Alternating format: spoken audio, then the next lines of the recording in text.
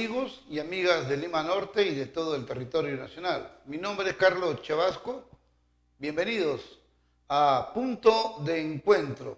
A partir de estos momentos iniciamos el programa con temas que a usted le interesa escuchar a través de nuestros análisis y de nuestros comentarios. Lo que buscamos en Punto de Encuentro es que usted, amigo y amiga, que nos ve a través de Ojos Ciudad, TV digital, se forme su propia corriente de opinión sobre los temas de coyuntura política y nacional que suceden en nuestro país y también en el exterior. Bienvenidos a Punto de Encuentro y empezamos el programa con un minuto de silencio en memoria de este líder, un político a carta cabal, el último de los mejores que tiene el Perú. Se nos ha ido hace unos días. Nos referimos a Luis Bedoya Reyes y en las imágenes vamos a recordar a este gran político de mucha decencia, un político a carta cabal, un hombre concertador, un hombre que todo lo veía la solución a través del diálogo. Para él no existía el enfrentamiento, para él no existía la violencia, para él no existía la desestabilización del país si no había diálogos. ¿Cómo no hablar de Luis Bedoya Reyes, el Tucán, como era conocido políticamente? Ahí vemos en las imágenes a Luis Bedoya Reyes, un hombre que se formó políticamente y que hizo respetar siempre la doctrina del Partido Popular Cristiano con transparencia, con objetividad, con el diálogo que todo político debe de recurrir. Nos dejó a los 102 años Luis Bedoya Reyes. En sus últimas palabras decía: primero está el país, luego están los intereses partidarios y los intereses personalistas. Primero hay que resolver los problemas del país, hay que dejar de lado los intereses partidarios, hay que dejar de lado los intereses personales. Pensemos en las grandes mayorías. Eso era lo que Luis Bedoya Reyes siempre inculcaba. Y en cada problema en que el país se encontraba, siempre era el concertador. Siempre los gobernantes de turno recurrían a Luis Bedoya Reyes. ¿Por qué? Porque era un hombre pragmático, era un hombre fácil de llegar al entendimiento a través del diálogo que él disertaba en cada reunión, en cada concertación que se le convocaba. Siempre él recurría al diálogo transparente, serio. Pero además de eso, era un hombre honesto, sincero, carismático, muy alegre. El Tucán todo lo veía de la manera más alegre para resolver los problemas del país. No era de aquellos que salían a enfrentarse, a insultar, a dar golpes bajos. No. Con él las cosas eran diferentes. Porque era un político que siempre recurrió al diálogo, a la concertación. Era un hombre que siempre llegaba a solucionar o a proponer propuestas claras, coherentes sobre un problema que había en el país. Siempre él recurría a esas propuestas coherentes. Era muy pragmático. Entonces, recordar a Luis Bedoya Reyes, en verdad que es tener en cuenta su legado político. Y creo que hoy en día los nuevos políticos deben aprender mucho de Luis Bedoya Reyes, un hombre concertador, un hombre pragmático. Luis Bedoya Reyes dejó de existir a los 102 años, era víctima de una enfermedad. Y él dijo: no le tengo miedo a la muerte.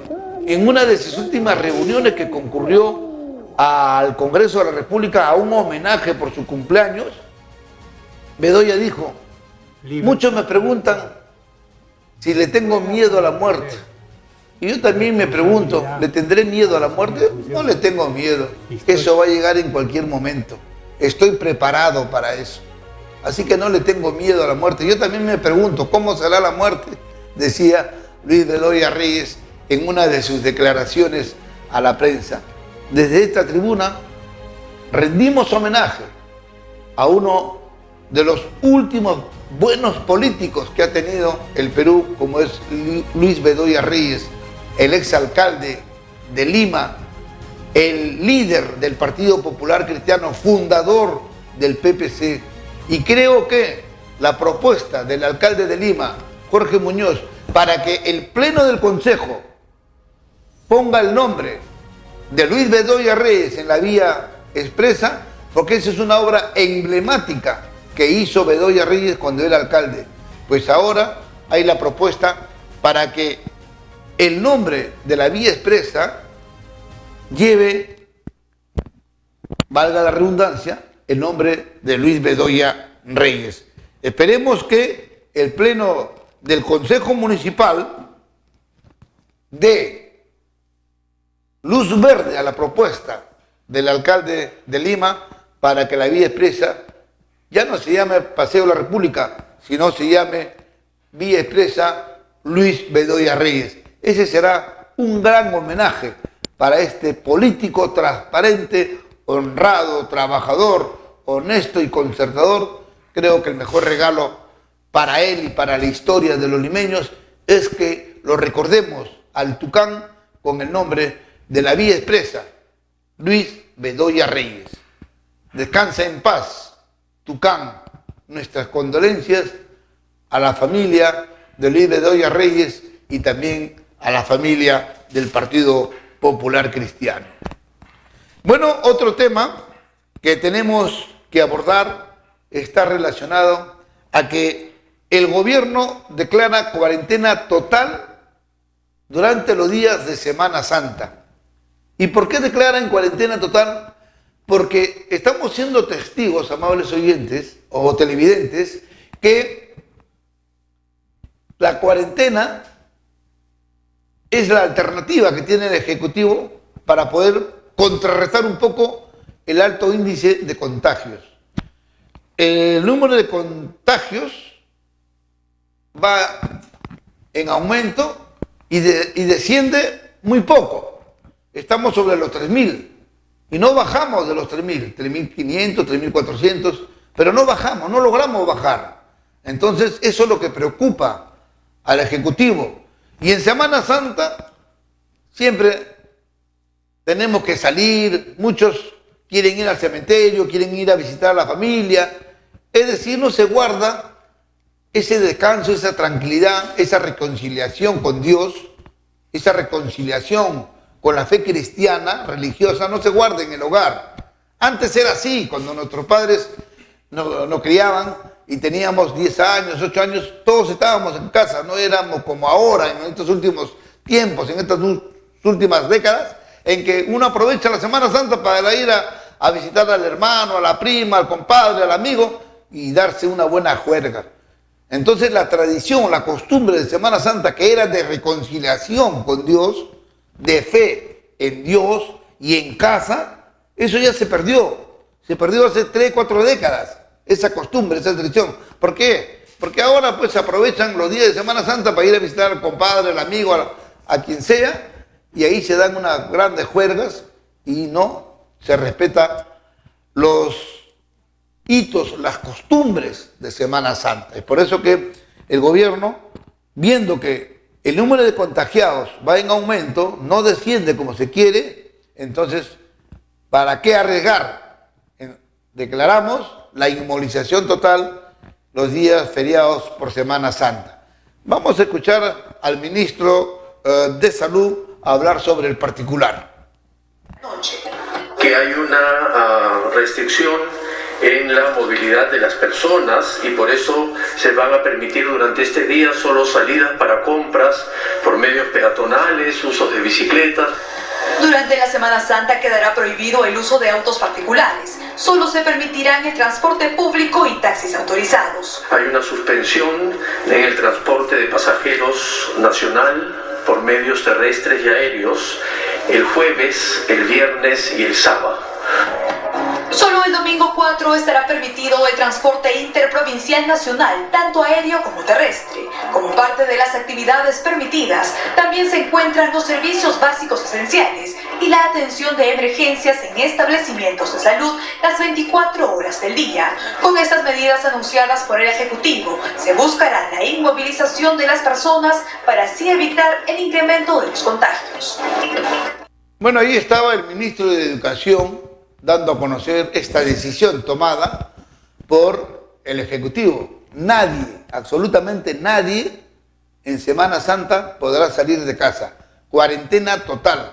Ojalá que las personas responsables hagan caso a esta medida, porque seguimos conviviendo con la pandemia y seguimos siendo testigos cómo va en aumento los contagios. Y el número de fallecidos no baja de 150. Está fluctuando entre 180 y 200, casi hasta 300. Entonces eso preocupa al gobierno, y como ya conocemos a los peruanos cómo somos de irresponsables, no todos, pero la gran mayoría sí, entonces que se ha declarado esta cuarentena los días de Semana Santa, y ojalá que se acate esta disposición gubernamental por la salud del país, por la salud de las personas que no salen de casa, pero un irresponsable del hogar sale y lleva el bendito virus al hogar, y esto genera desgracia. ¿Por qué? Porque se contagia a la familia y en muchos casos fallecen los integrantes del hogar. Y eso tenemos que evitar en esta Semana Santa que se ha declarado en cuarentena total. Se está hablando mucho de una tercera ola y que esto podría ser peor que la primera y que la segunda.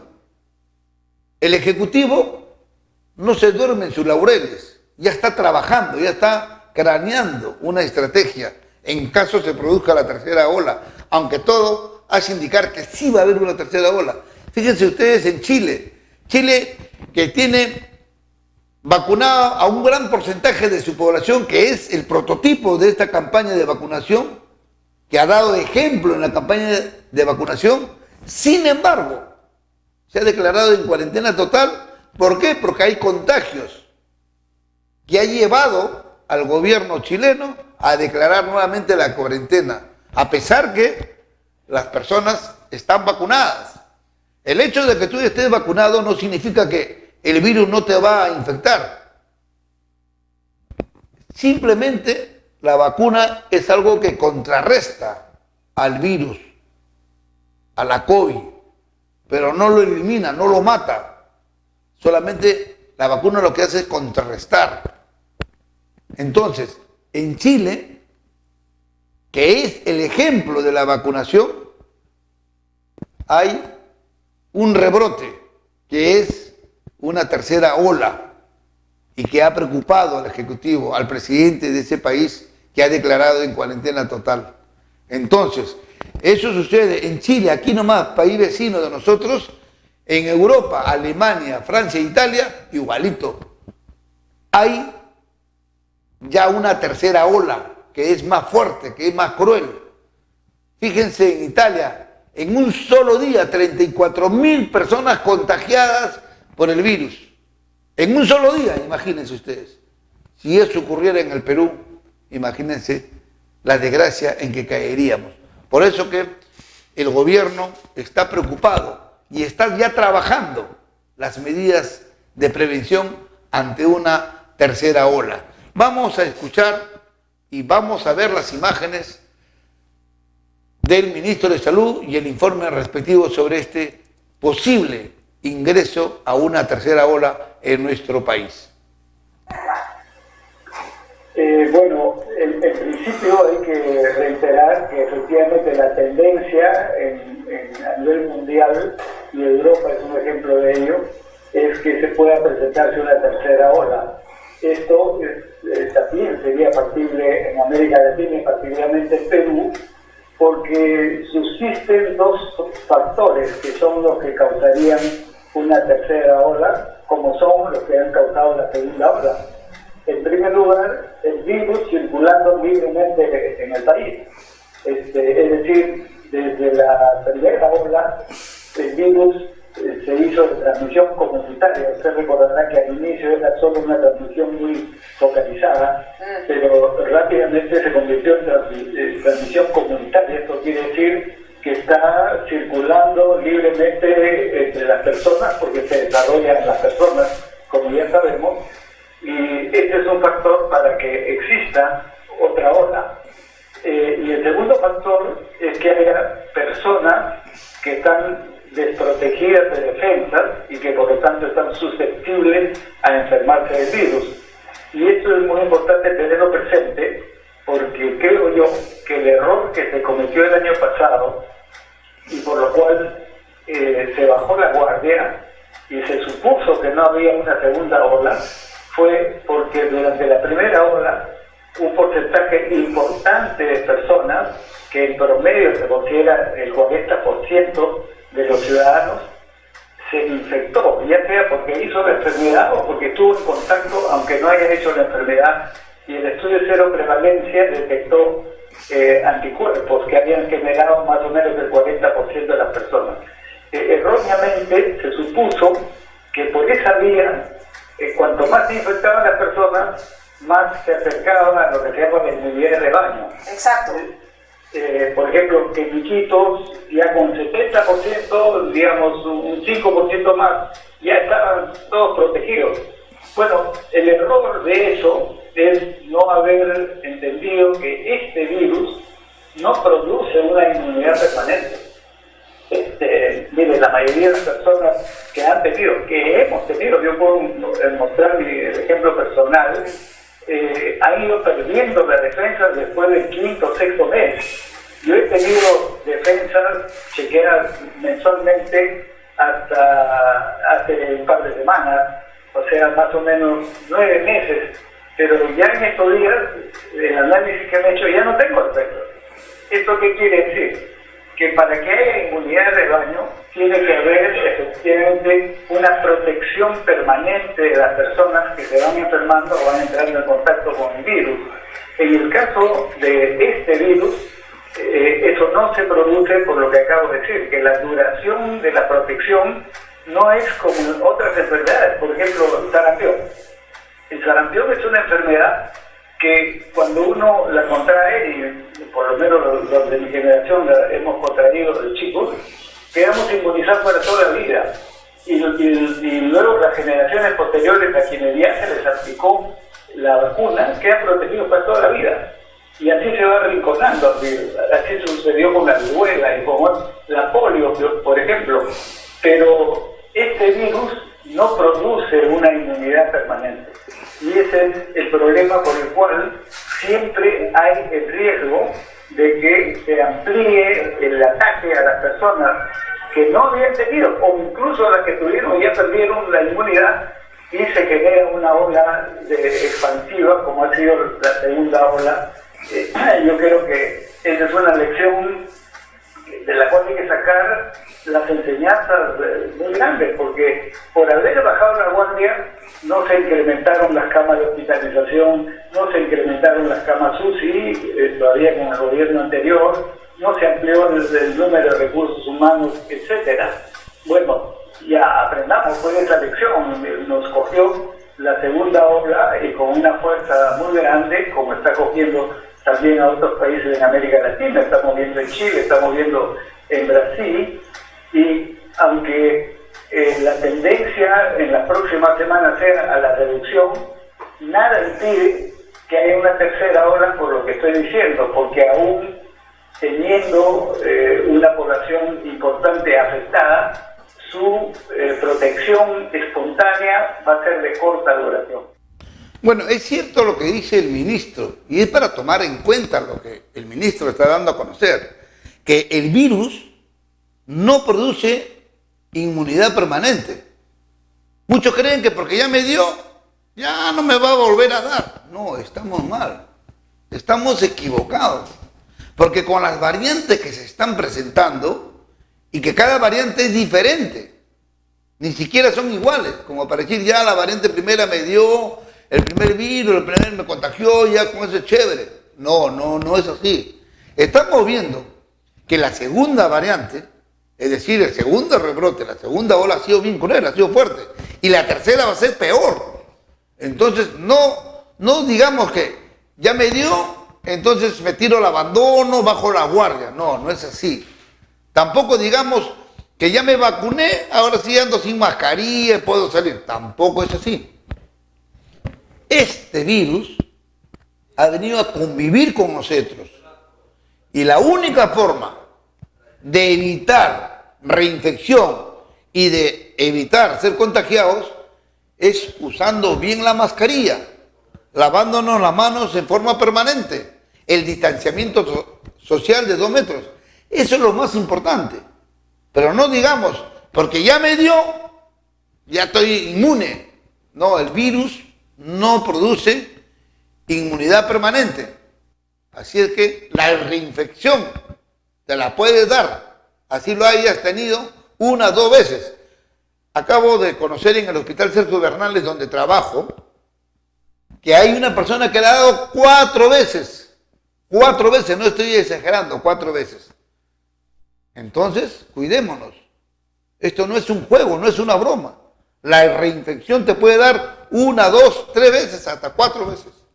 Así que no juguemos con nuestra vida, mucho menos juguemos contra este virus.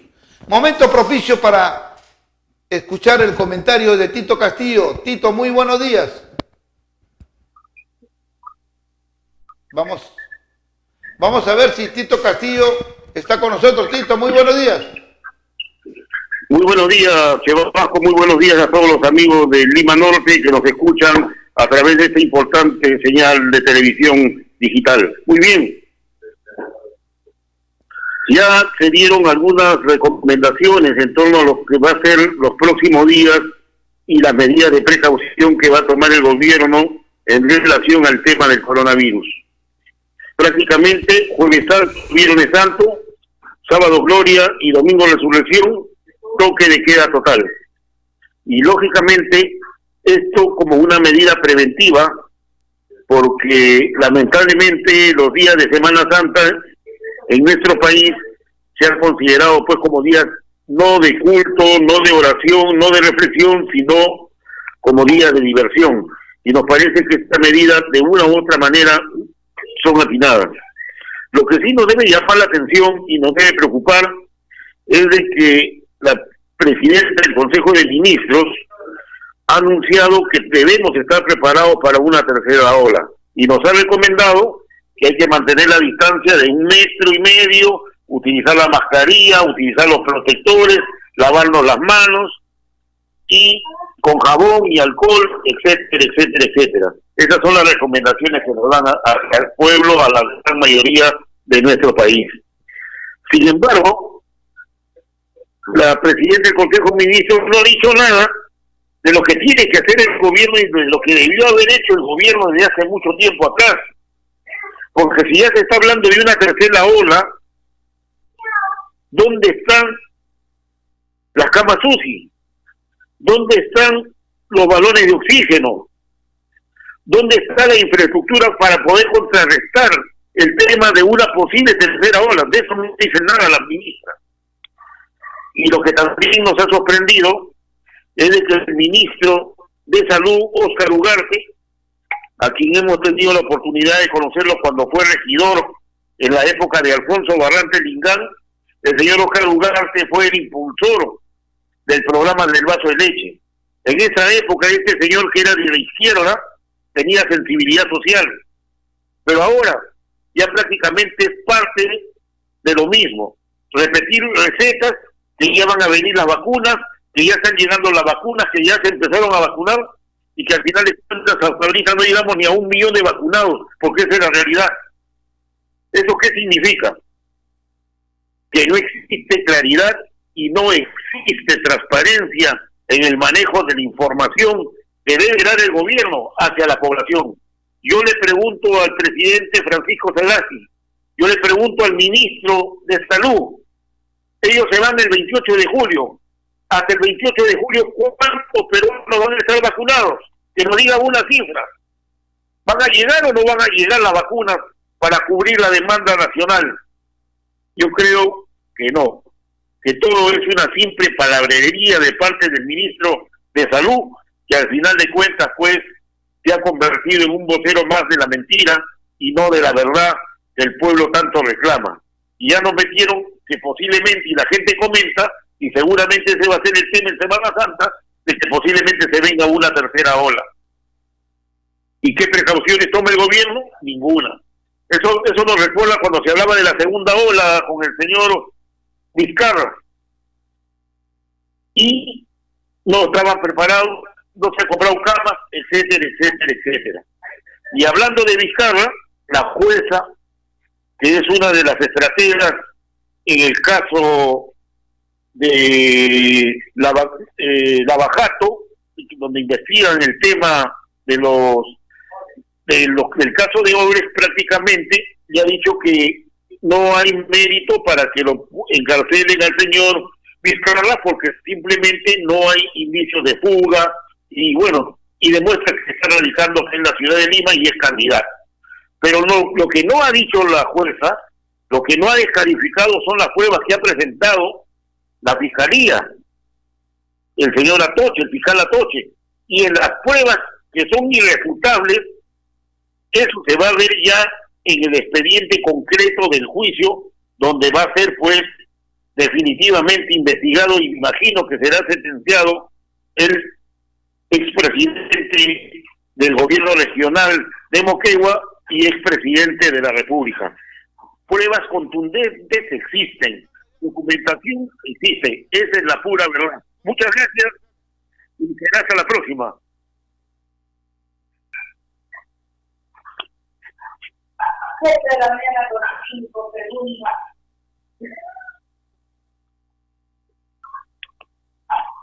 Bueno, Tito, te agradecemos por tu participación esta mañana, por tu comentario.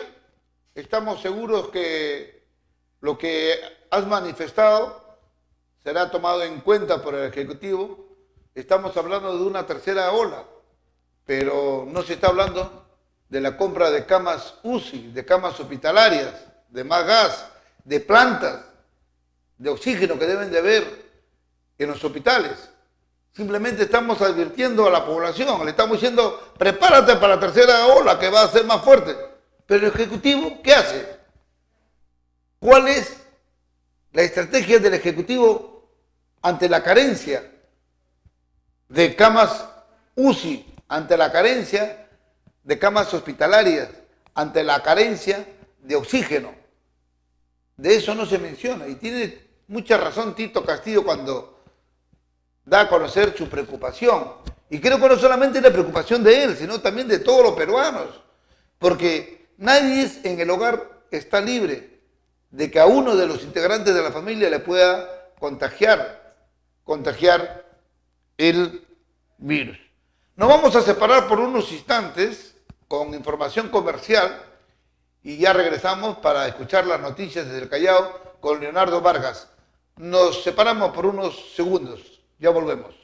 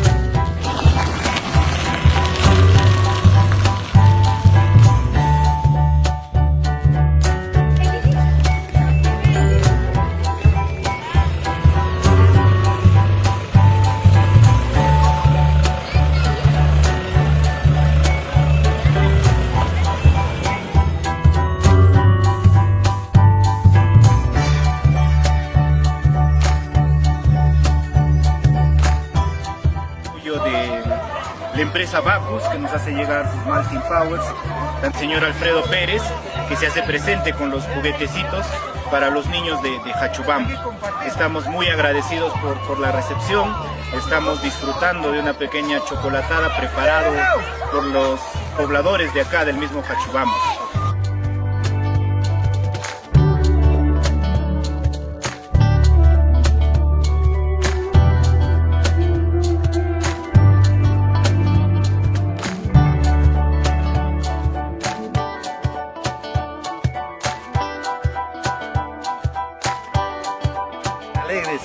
Por lo menos por un momento, se le agradece una vez más a este ONG Uyari Perú. Quedamos sumamente agradecidos la comunidad. Muchas gracias por juguete, por palito. Perú, ¿está bien? Gracias a Dios, papá y yo. Más.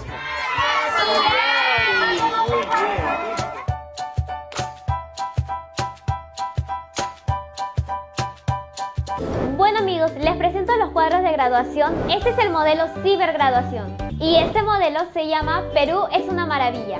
Les voy a explicar un poco de las características de este hermoso cuadro. Está hecho de biomadera, cubierto con cristal escarchado y tiene piezas 3D. El cuadro mide 49 por 60 centímetros. Con estos dos modelos contamos con 5 o 6 fotos. No se olviden de llamar a los números de contacto.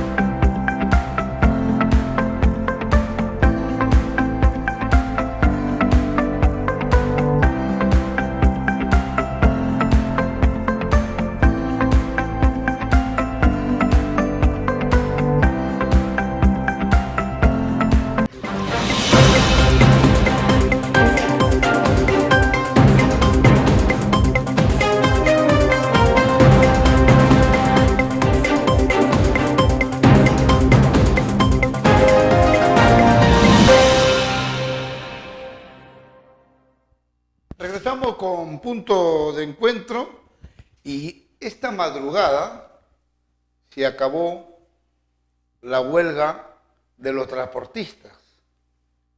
Y es que los transportistas nos han tenido en vilo desde el día lunes en que iniciaron esta paralización. Y estaban solicitando una serie de demandas que en algunos de los puntos de su plataforma de reclamos, había uno que no estábamos de acuerdo sobre las papeletas que se habían puesto a los choferes imprudentes y irresponsables que manejan y que tenían muchas multas y querían que les exoneren de lo pago de eso. Entonces ese era un punto que no se podía aceptar. Pero después del informe de Leonardo Vargas, desde el Callao, vamos a abordar un poco sobre esta huelga de los transportistas que esta madrugada, gracias a Dios, llegó a su fin con un acuerdo entre el gobierno y este sector de choferes. Nos vamos a ir al Callao para escuchar las noticias en la voz de Leonardo Vargas. Leonardo Vargas, muy buenos días, bienvenido a Punto de Encuentro. Gracias, Juan Carlos Chevasco, para Punto de Encuentro. Tenemos una temperatura de 24 grados centígrados en la provincia Constitución del Callao. A 369 días de emergencia nacional del COVID-19, infectados totales en el Callao 63.059. Decesos 2.623, 42 fallecidos en 5 días, sigue bajando el porcentaje. Con mi mamá también, que Dante Manuel de Castro, con la direza Catey Pacheco Vargas, este año vamos a dar, lógicamente, inmunizar a todos los characos contra el COVID-19. Ante la emergencia tocados sanitarias, se hemos adquirido 9 plantas de generadoras de oxígeno que están en los diversos hospitales del Callao y también en Ventanilla. Desde las 9 de la mañana se está inmunizando a vecinos de La Punta en el colegio cerrado a personas de 60 años para arriba, en un total de 128 personas, declaró el alcalde Pío Salazar Villarán en coordinación con la Iglesia Callao. Antes, en todo caso, hicieron fueron de 80 años lo que dieron, digamos, la vacunación, y esto lógicamente tuvo también su vacunación Jorge Tizano de 94 años, asimismo también Alfredo Velarde y también Marina Wong. En Ventanilla también empezó con la vacuna del adulto mayores en coordinación con el alcalde Pedro López Espadaro Fils. En la primera parte en todo caso fueron 100 personas que se vacunaron, contamos también con plantas de oxígeno para atender a los pacientes, anotó. El municipio municipal del Callao, en todo caso, realizó control sanitario en el centro de Abasto de Durango y en el terminal pesquero para lógicamente garantizar las condiciones higiénicas. En Pachacute, la zona de la periférica, se va a construir un complejo deportivo, lo anunció el burgomaestre, asimismo 7 horas más, lógicamente, para dar empleo a los de Pachacute. Por otro lado, también se colocaron lo que refiere 900 plantas para mejorar las áreas verdes en el concha acústica del circuito, asimismo se van a mejorar en otros parques de la ciudad del Callao. Asimismo podemos informar también que, bueno, falleció el líder político chalaco Luis Bedoya Reyes, falleció a los 102 años, habiendo nacido en Chicuito el 20 de febrero de 1919. En todo caso, para la democracia cristiana, fue 2 veces alcalde de Lima, luego fue el Partido Popular Cristiano, el PPC. Luis Bedoya Reyes nos dejó uno de sus mensajes: el mañana te salva del pasado y te da impulso para seguir viviéndolo. Para Punto de Encuentro, Leonardo Vargas, adelante Juan Carlos Chevasco. Gracias, Leonardo Vargas, por las informaciones que llegaron desde el Callao. Usted siempre tiene las noticias de primera mano con Leonardo Vargas, quien recorre el Callao y nos da a conocer a través de Punto de Encuentro todo lo que sucede en el primer puerto del país. Bueno, volvemos al tema de la huelga de los transportistas que esta madrugada concluyó. Han sido más de 4 días en la que las carreteras del país han estado bloqueadas. Inclusive hubo vandalismo. No sabemos si fueron los huelguistas o gente infiltrada la que quemó un bus interprovincial, y que esto animó al Ejecutivo inmediatamente a tomar en cuenta esta paralización y a convocar al diálogo a este sector de transportistas para buscar una solución. Desde aquí rechazamos, condenamos cualquier acto de violencia. Podemos reclamar, podemos protestar, pero que sea en forma pacífica, respetando la propiedad pública y propiedad privada, respetando la tranquilidad de la población. No podemos nosotros permitir que por el hecho de reclamar, protestar, se tenga que violentar contra la integridad pública y privada. El bloquear las carreteras en tiempos de pandemia, donde muchos vehículos tenían que traer oxígeno de un lado hacia otro lado por diferentes rutas de la carretera del país, Panamericana Sur, Panamericana Norte, carretera central, bloqueada. Las ambulancias tenían que tener pacientes, bloqueadas. Entonces, eso no se puede permitir, porque ese es un atentado contra la vida de las personas. Es un atentado contra la tranquilidad pública. Y ya lo hemos dicho, podemos protestar, pero no podemos caer en el vandalismo, como ha sucedido. Esta madrugada, los transportistas se han reunido con el ministro de Transporte y Comunicaciones y han llegado a un acuerdo sobre el precio de los combustibles, el petróleo diésel, que va a bajar, no en grandes proporciones, pero en algo va a bajar, que va a paliar el alto costo que pagaban estos transportistas. Entonces es uno de los acuerdos.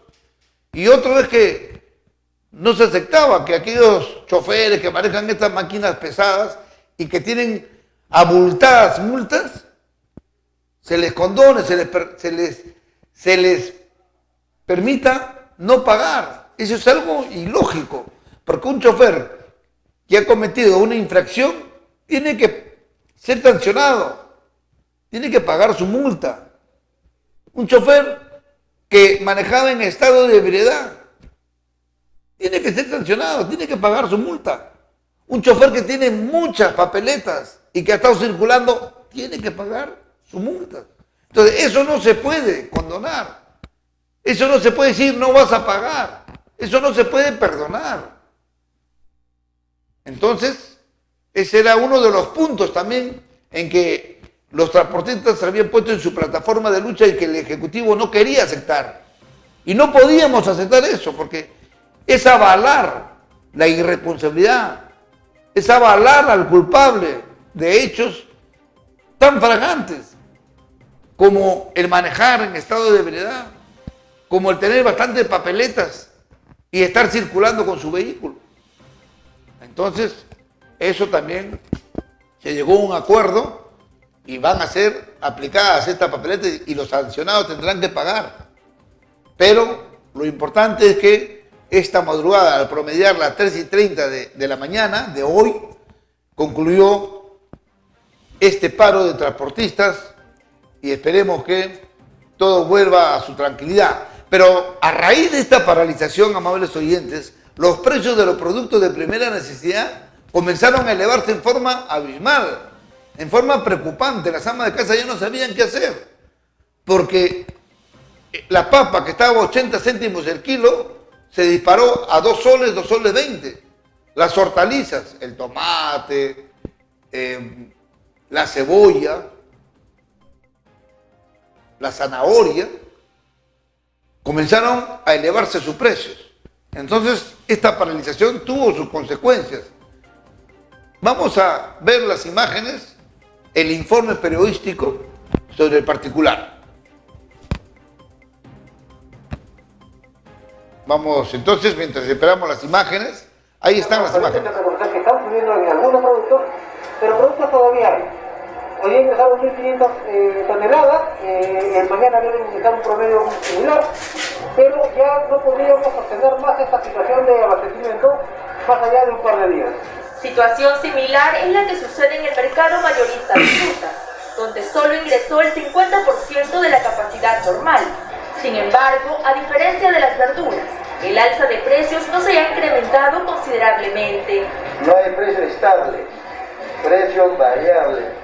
Actualmente estamos con un negocio muy lento prácticamente y la fruta no resiste más tiempo, obligado tenemos que bajar de precio para salvar el precio.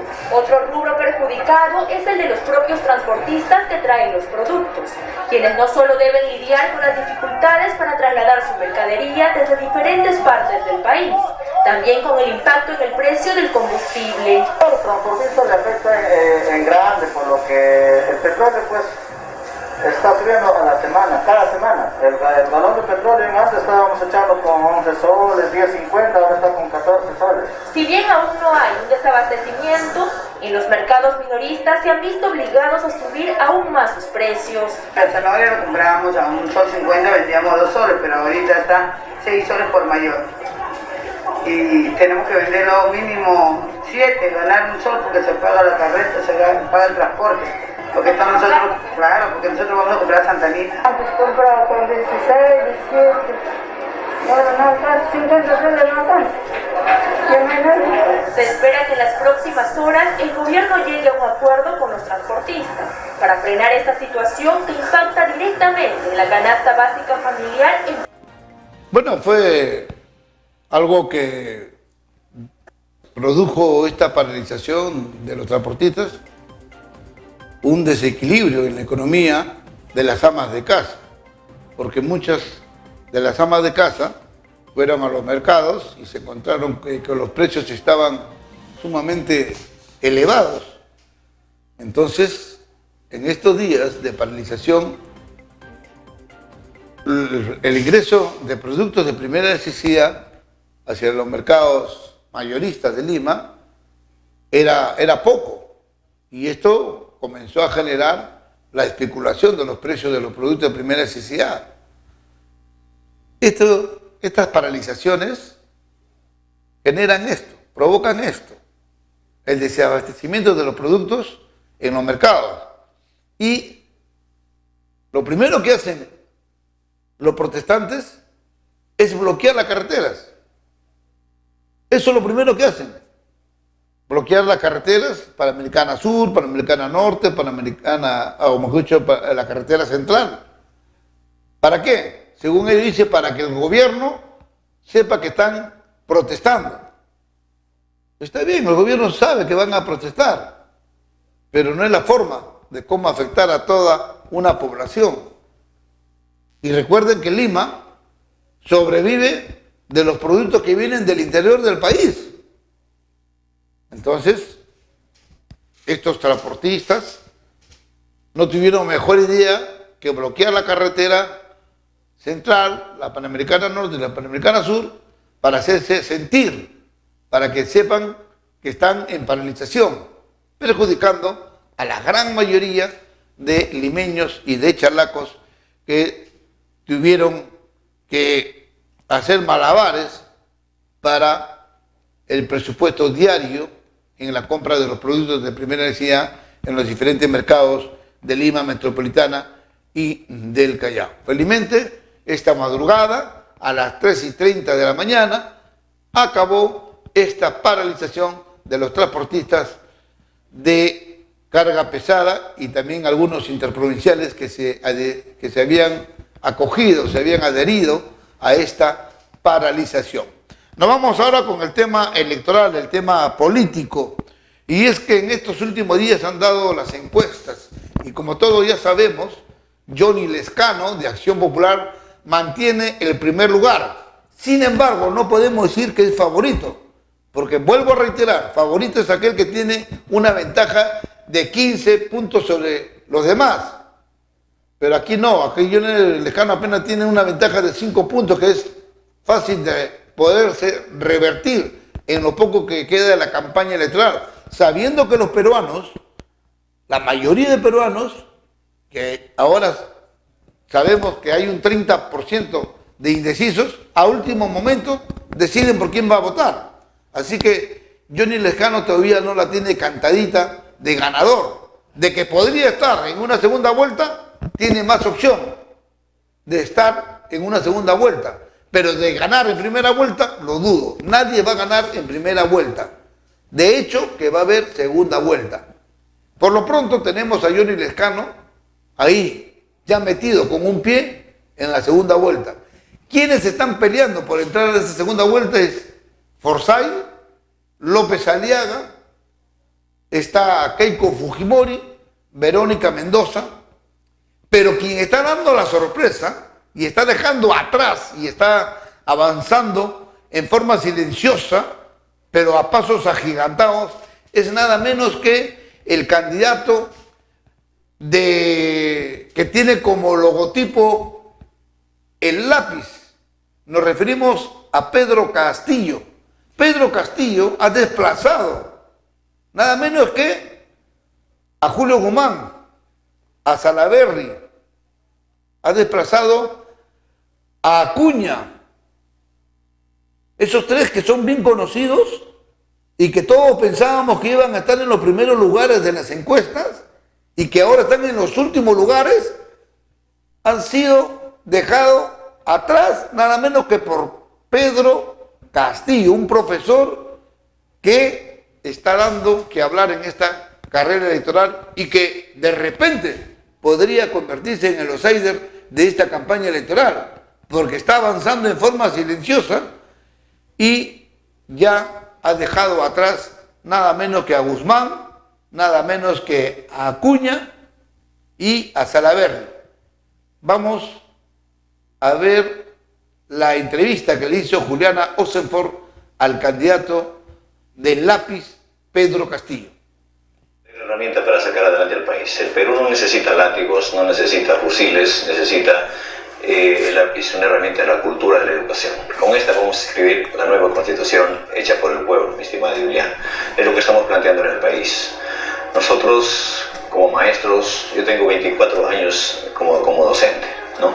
Y cuando veo que mis niños duermen en el aula, no me atienden porque vienen de una familia, aparte de cunas pobres, y cuando veo que frente a mi escuela hay un centro médico donde solamente encuentras esparadrapo y un ibuprofeno y no hay atención de salud, cuando veo que mis campesinos, discúlpame el término, sudan la gota gorda y sus productos se pudren en la chacra, no hay una carretera para llevar a venderla para satisfacer su familia, tenemos que sincronizar a nivel nacional toda esta necesidad del país con la finalidad de reestructurar, ordenar el país. Bueno, usted como partido de izquierda, además representante de Perú Libre, cuyo líder y secretario es el señor Cerrón, también plantea no una reforma, no cambios en la Constitución, sino una nueva Constitución, igual que lo que también pone sobre la mesa Verónica Mendoza, en eso coinciden, bueno, son equipos de izquierda, ¿no? Claro está, de llevar a cabo un referéndum y luego que una asamblea constituyente haga el resto. Pero acá hasta qué punto, y le hago la misma pregunta a usted hoy que le hice ayer a Verónica Mendoza, esta no es una estrategia para quedarse en el poder a lo largo del tiempo, como ha sucedido con otros gobiernos de izquierda, como acá nomás en Bolivia. No, Juliana, nosotros sabemos que los peruanos somos inteligentes, en un partido, en un país democrático, cuando planteas en un escenario político, no nos movemos nosotros con cálculos políticos. El cambio de la Constitución no la venimos pidiendo, no lo pedimos solamente por una coyuntura, no somos personas mediáticas, le hemos venido pidiendo hace tiempo el cambio de la Constitución, desde abajo, cuando hemos luchado con los maestros, cuando ves que tus maestros se mueren, no te atienden, cuando ves que los agricultores, los trabajadores agroexportadores se mueren en un puente, cuando lo ves que los médicos en plena pandemia hacen huelga y no se han escuchado, ¿a qué se debe? Cuando hoy últimamente este Congreso que aprueba leyes por insistencia, lo que dice la calle, y le entregan al Ejecutivo, el gobierno recibe una ley por el primer poder del Estado. ¿Qué hace el gobierno? Revisa y dice, pues no hay dinero, choca contra mis intereses, es anticonstitucional el pedido del pueblo. ¿Y en dónde termina? Pide solicitando una demanda de inconstitucionalidad al Tribunal Constitucional. Bueno, y usted lo que ha dicho es que el Tribunal Constitucional, ante un eventual gobierno suyo, desaparecería. No desaparecería, te explico por qué, Julián. Cuando las demandas del pueblo, el gobierno, el Ejecutivo pide una demanda de inconstitucionalidad, el Tribunal Constitucionalidad pide y la declara inconstitucional su derecho del pueblo, a pesar que se derranga. No siempre, es el organismo que se encarga de determinar qué es constitucional y qué no. El último eslabón, digamos, de la cadena. Pero Juliana, entiéndeme, ¿quién elige al Tribunal Constitucional? Lo elige un Congreso que no guarda sintonía con el pueblo. ¿Y cuánto gana un magistrado? Este Tribunal Constitucional está cautelando una constitución. Sí, pero el Congreso también elige al defensor del pueblo, y no por eso uno va a creer que luego estos magistrados, en el caso del TC o el defensor del pueblo, se va a encargar de devolverle algún tipo de favor al Parlamento, ¿no? Porque hemos tenido defensores muy probos y también integrantes en el Tribunal Constitucional que han dicho no cuando han tenido que decir que no, ¿eh? Pero creemos importante, Juliana, cuando nosotros hemos luchado, yo te lo digo porque hemos pasado nosotros en carne propia eso como luchadores defendiendo una causa. ¿Por qué no desactivar este Tribunal Constitucional y que el próximo Tribunal Constitucional sea elegido por mandato popular y los elegidos, cada uno de estos magistrados, ¿no?, se conviertan en los verdaderos tribunos del pueblo, ¿no? Ahora, el caso de la Constitución, le pedimos que se haga a través de una Asamblea Nacional Constituyente y con eso habrá terminado los conflictos sociales en el país. ¿Sabe usted por qué? Porque el 60% de esta Asamblea Nacional Constituyente, valga la redundancia, la va a constituir los sectores que piden justicia, que piden pan, que piden alimentación. Hay que concebir en la nueva Constitución a la educación como un derecho, no como un servicio, a la salud también igual. De acuerdo, señor Castillo, pero también. Usted dice no habrá violencia, no habrán enfrentamientos en el país porque todos estaremos más tranquilos. Sin embargo, ustedes se oponen a la minería. De hecho, usted tuvo... Bueno, parece que no se entiende entonces el lenguaje, Juliana. Bienvenida a la minería, pero con reglas claras, ¿no? Esta Constitución ha permitido, por ejemplo, instalar los contratos ley, pero para saquear al país. Nosotros tenemos que ver, bienvenida a la empresa privada nacional, bienvenida a las empresas que vienen de afuera, pero con reglas claras. De estas utilidades, de cada 100 soles, 70 soles se lleva la empresa fuera del país. No, eso es un escándalo, eso tiene que cambiar. Nadie dice lo siguiente, pero... Bueno, ahí estuvo Pedro Castillo y los candidatos de tendencia izquierdista se han agarrado del tema como caballito de batalla el cambio de la Constitución. Todos plantean cambiar la Constitución. Verónica Mendoza, ahí también tenemos a Marco Arana, que son tendencia izquierdista. Inclusive en Vega, el candidato de UPP, también plantea lo mismo. Pero vamos a ver qué pasa más adelante. Pero aquí este señor está dando la sorpresa. Y aunque usted no lo crea, muchos lo están viendo con buen ojo. Vamos a ver qué pasa más adelante. Con este comentario no quiere decir que yo le esté, como se dice en el argot popular, le esté reventando cohete o esté induciendo a que usted, amigo o amiga, vote por él. No, simplemente estoy diciendo las cosas como están sucediendo con este candidato, que está dejando, ha desplazado nada menos que a figuras políticas que vienen de muchos años haciendo política, valga la redundancia, como Salaverry, como Julio Guzmán.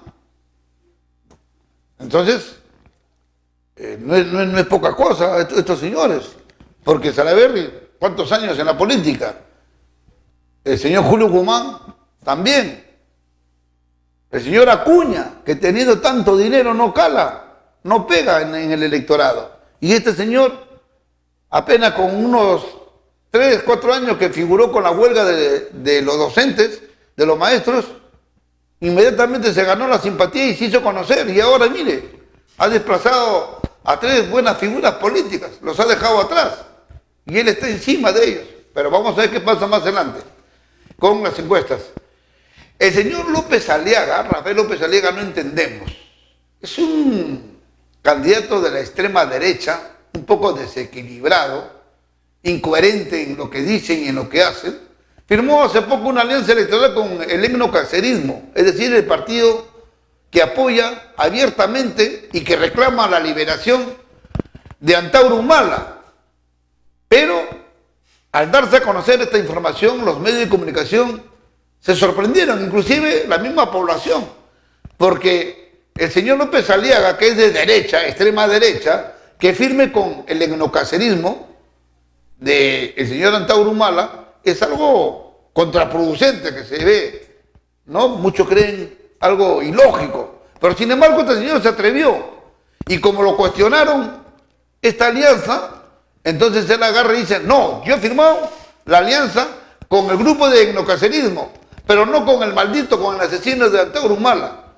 ¿Cómo puede referirse el señor López Aliaga del líder de ese grupo o de esa agrupación política que es Antauro Humala? No logro entender, porque el etnocacerismo que él dice tiene su líder, y ese líder es Antauro. Y entonces todos ellos están bajo la tutela de Antauro Humala. Es él el que da las órdenes, el que dispone lo que hay que hacer dentro de este movimiento. Entonces el señor López Aliaga no nos puede agarrar de tontos al decir, yo he firmado la alianza con un grupo de etnocacerismo y no con el asesino de Antauro Humala, que no voy a permitir que un asesino que mató a policías que estaban rendidos formen parte de mi gobierno, de mi partido, de mi pensamiento ideológico. Señor López Aliaga, usted solo se dispara a los pies con tantas cosas que está cometiendo, con tantas cosas que está diciendo, inclusive se ha atrevido a meterse con la prensa, con un sector del periodismo. Creo que usted no le va a ir muy bien y en vez de seguir subiendo va a caer por sus propios actos y por su propio comportamiento en esta campaña electoral. Usted solito se está disparando a los pies. Vamos a cerrar nuestro programa con una información que llega desde Japón. A las 6 de la tarde de ayer, acá 7 de la mañana, hora peruana, un movimiento telúrico de 7.2 grados ha remecido Japón. Al norte de Japón, este terremoto se ha registrado al promediar las 6 de la tarde, hora nipona, 7 de la mañana, hora peruana. Hasta el momento se desconoce si hay muertos, heridos, pero más adelante en la programación de Televisión Digital Ojo Ciudad le vamos a dar a conocer más detalles de lo que ha ocurrido allá en Japón. Un terremoto de 7.2 grados remeció al norte de Japón y hay amenaza de tsunami. Estaremos informando en la programación de Ojo Ciudad Televisión Digital. Amigos y amigas, hemos llegado a la parte final de esta edición de Punto de Encuentro, con el agradecimiento a cada uno de ustedes por habernos permitido llegar hasta sus hogares con las imágenes de Punto de Encuentro. Dios mediante, nos volvemos a reencontrar el próximo sábado. Que tengan ustedes, amigos y amigas, buen día. Permiso.